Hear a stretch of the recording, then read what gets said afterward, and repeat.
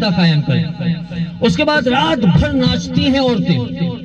اور صاحب تعجب کی بات یہ ہے، تعجب کی بات کہ باپ بیٹھا ہے، اس کی بیٹی ناچ رہی ہے، چچا بیٹھا ہے، بھتیجی ناچ رہی ہے، بھائی بیٹھا ہے، بہن ناچ رہی ہے.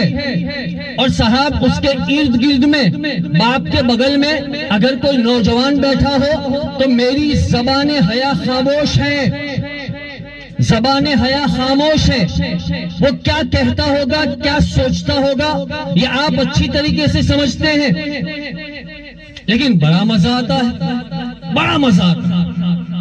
اس کے بعد جب صبح ہوئی، فوج تیار کرو، فوج تیار کرو. کہا کس لیے؟ صاحب حملہ کرنا ہے. کہ کس کے یہاں؟ کہ بیٹی والے کے یہاں حملہ کرنا ہے. اچھا، خود کے گھر جب کھلانے کی باری آئے گی، خود کے گھر دعوت ولیمہ میں اگر خود کے گھر اگر کھلانے کی باری آئی تو کہا اندر اندر کے لوگ، کہا ہمارے سگے سگوں کو بلایا، کہا کہ بہت لامبا نہیں کرنا ہے، یہی کہتے ہیں کہ نہیں، بہت لامبا نہیں کرنا.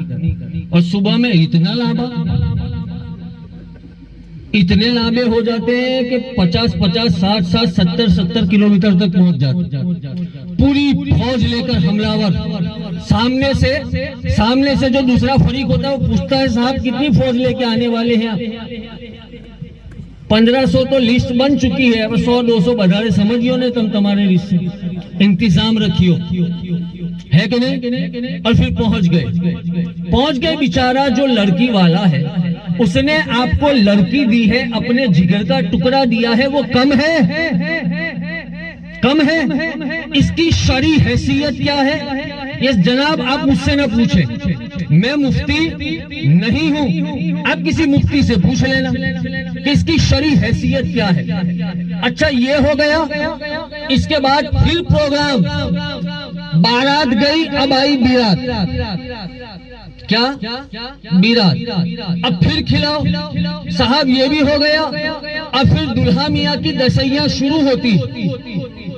یہ تو اچھا ہے کہ دسیاں تو 10 سے ہی بنی تھی کہ 10 دن دعوت کھانی، اور آج اگر مچھی پکائی ہے تو کل مرغی کا انتظام کرنا پڑے گا، اس کے علاوہ کچھ اور صاحب آئیں گے کتنے لوگوں کو لے کر؟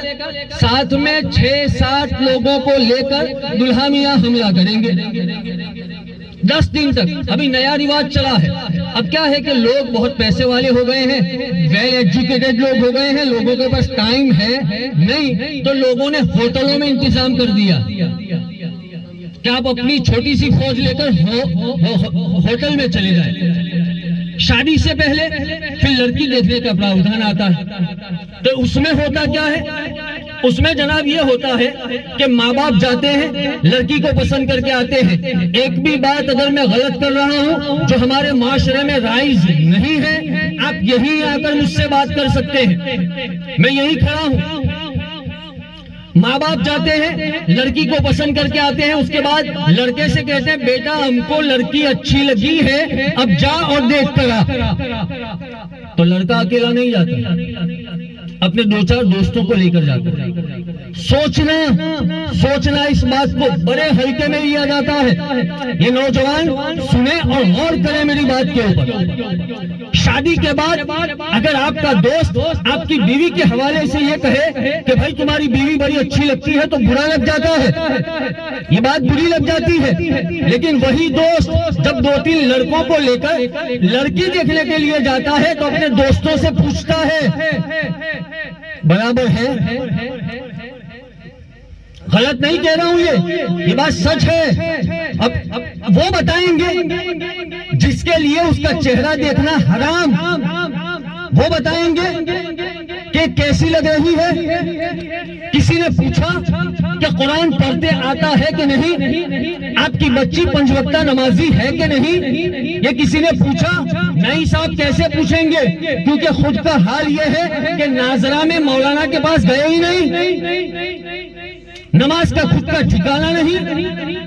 یہ ساری چیزیں ہمارے معاشرے میں رائج ہیں، اسے نکالنے کی ضرورت ہے. ان ساری باتوں کو اپنے معاشرے سے نکالیں جناب، تب جا کے نکاح میں برکت ہوگی، برکت۔ شادی ہو گئی، گھر آ گئے، ہم مسلمانوں کے خرچے ختم نہیں ہوتے۔ ہمارے مکانات دیکھیں، چھوٹے چھوٹے مکانات ہیں، بڑی بڑی فیملیز ہیں، لیکن شادیوں میں خرچے دیکھیں۔ آپ حساب لگائیں کہ اگر 4 تولہ سونا بھی آپ دے دیں تو کتنے ہوئے؟ 2,40,000 روپے ہوئے۔ 2,40,000 یہ 2-3 لاکھ روپے کھانے پر خرچ ہو جاتے ہیں۔ اس کے بعد مہمانوں کا عالم یہ ہے کہ شادی کی بات ہوئی، اس کے 10 دن پہلے سے حملہ آور ہو جاتے ہیں، اور شادی ختم ہوئی اس کے 10 دن کے بعد انہیں رحم آتا ہے اور انہیں یاد آتا ہے کہ یار ہمارا بھی کوئی گھر ہے، ہمیں وہاں جانا چاہیے۔ یہ ساری چیزیں ہمیں اندر سے دیمک کی طرح کھوکھلا کر رہی ہے، کھوکھلا۔ ہمارا سسٹم کمزور ہو گیا ہے۔